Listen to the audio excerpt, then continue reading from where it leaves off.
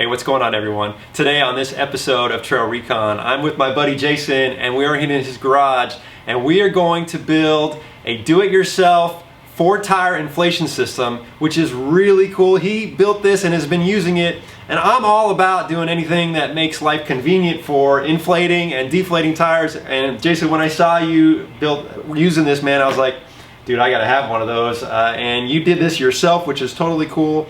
Why did you want to build this? Well, I have back problems, so bending over all the time, you know, it becomes a pain to just bend over. So I needed something to, you know, make it easier on myself. Yeah. And I can hook all 4 of these tires up, deflate them, and then inflate them in a matter of minutes. Right. Yeah, you know, it takes me I've timed it before, 2 minutes and 8 seconds per tire. That's 2 minutes and 8 seconds. I'm bending over, leaning over. I'm not interested in doing that. When this system allows you to hook it up, turn the valve, and you're set, right? Right. Cool. Well, let's go show everybody how this works, and then guys, we're gonna build it here and show you how to build it, and we'll leave in the description all the components. Let's get started and go check this thing out. All right, guys. The first thing we're gonna do is use this 4-tire system to deflate all 4 tires, and I'm actually gonna set the timer and see how long it takes us. But you got to stick around to the end of the video to see how long it took, and then we'll inflate them using this system, and I'll time that again. And then once we go build it, I'll come back and I'll let you know how long it all took and how much time saving you really get with this system. You're going to be really impressed with it, guys.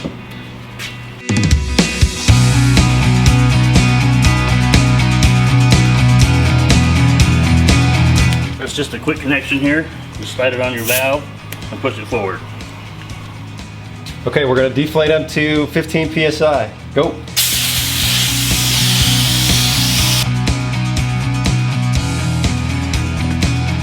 And now we're going to hook it up to the compressor and inflate all 4 tires all at once.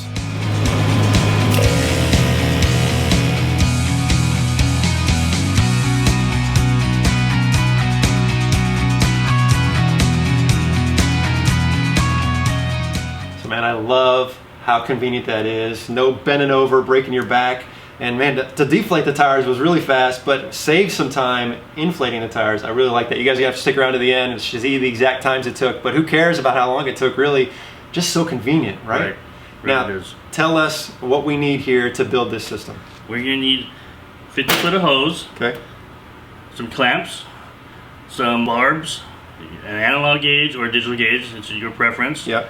Some 3/8 T's, a female T, valves, and your clamp-on valve stem connectors. Okay. So for tools, you're going to need at least a 12-foot tape measure, some cutters, a 9/16 wrench and a 5/8 wrench, a 1/4-inch nut driver, some Teflon tape, and some Soapy Water. What's the Soapy Water for? That's so everything goes on a little easier. Oh, I like easy. And now we're using 3/8 versus a 1/4 inch. We were talking a little bit about this, but tell everybody why we're using 3/8 inch hose. So when you're inflating 4 tires, you want to get as much volume as you can, or as much volume as your compressor is going to put out. So going to the bigger hose, the 3/8 hose is not that much more, so we just stepped it up to the 3/8 hose. Okay. And now these wheel chucks, and I like how these are, but I noticed when I was searching online when we were sourcing out parts, there are some cheaper ones out there, but they're not as nicely built. Why did you choose these ones? Right, so if you look at the inside of these clamp on in 2 places instead of a single one like most of the cheaper ones do. And this is also a closed system. Yeah. So when you connect it to your tire, it won't leak air out right away. Nice. Yeah, they're definitely heavy duty. Worth spending a little bit extra on these ones versus getting the cheaper ones. And then we're using all brass versus the plastic stuff, right? Right, so now you can save some money by using the plastic stuff, but you just got to be careful when you're out on the trail not to step on these connections because they will break. Okay. So if folks want to build this as we're building it today, what's the price for the whole thing?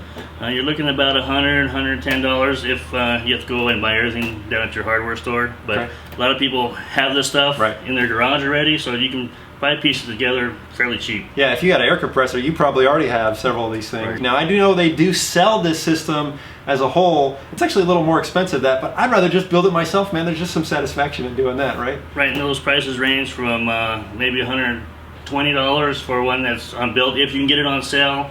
If you can't get it on sale, you're looking at up $170, $200, and then they have some that go all the way up to $300-400. Right. Yeah, don't need to spend all that. So, all right, well, we got everything here. Let's cut up the hose and get started. Let's do it.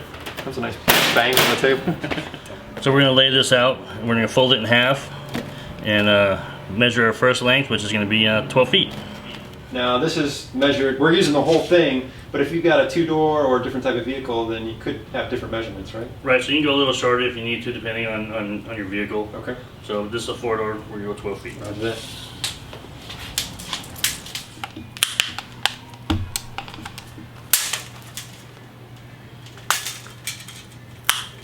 Okay, so what are we using these 12-foot sections for? These are the 12-foot sections between front tire and rear tire. And then we're going to cut a 3-foot section that'll go from that tee to either this to the second tire. Okay, cool.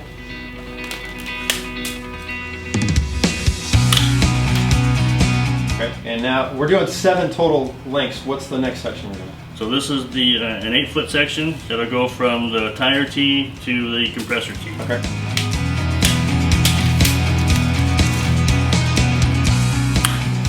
And what's left is going to go from the tee for your valve and to the compressor. All right, Jason, now that we got everything cut up, what section do you want to start with? This is the long section. This is a 12-foot section. So we're going to put some Teflon tape on here so it helps with air not leaking. We're going to put our quick connection on here. Just twist it on. You're going to need a 9/16 wrench.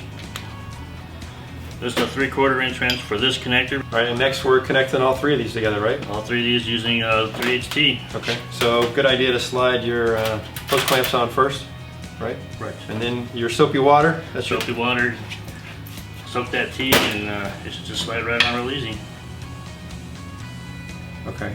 And then our long one, we want to come off the straight end, and then this is the short one that's going to go to the tire, right?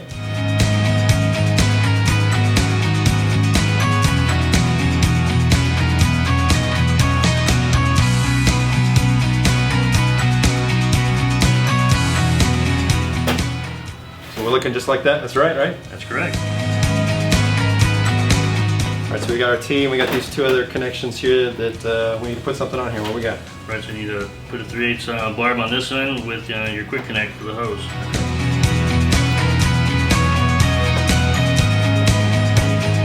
And then our other wheel chuck goes here, right? Right.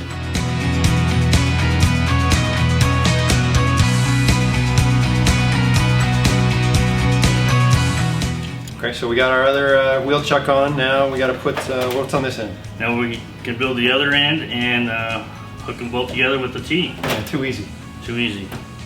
Okay, so we got our 2 big sections completed, right? Right, so now we're going to join these 2 together with our last T. Our last T.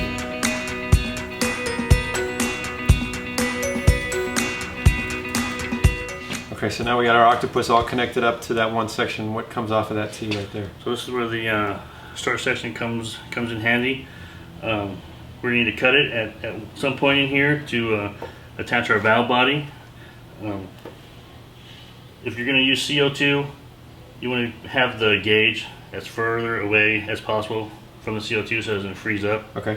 So if you're going to use a compressor, you can pretty much put it anywhere. Okay.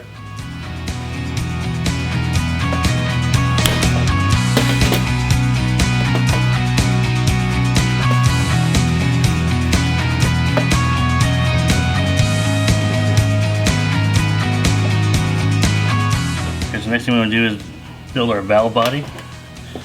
So we got your ball valve, your female T, and 2 barbs. So it's going to come together just like this.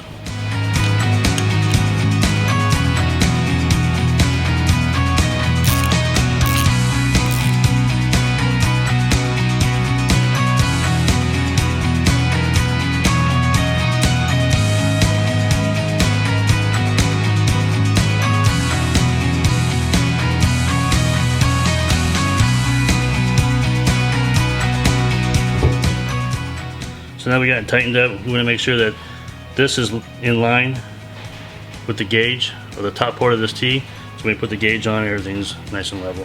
So since our T is 1/4 inch pipe thread, we have a 1/4 inch pipe thread to 1/8 inch pipe thread reducer because our gauge is 1/8 inch pipe thread.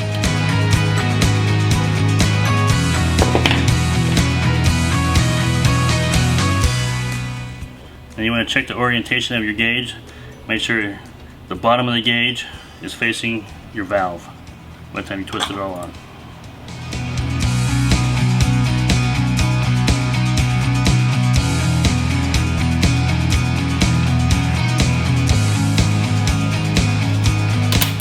That's it, our last section of hose, right? Our last section, this will be done here in a minute. You got your last barb here. We're going to put on the air connection. So we put on our last barb that'll go to our quick connect for our hose connection.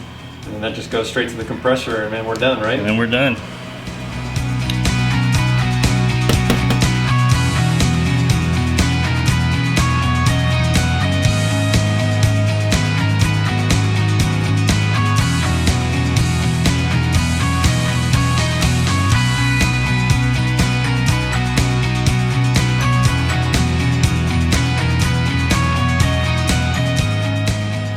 Jason, thank you very much for helping me put this together. Man, this is a great system. I love it.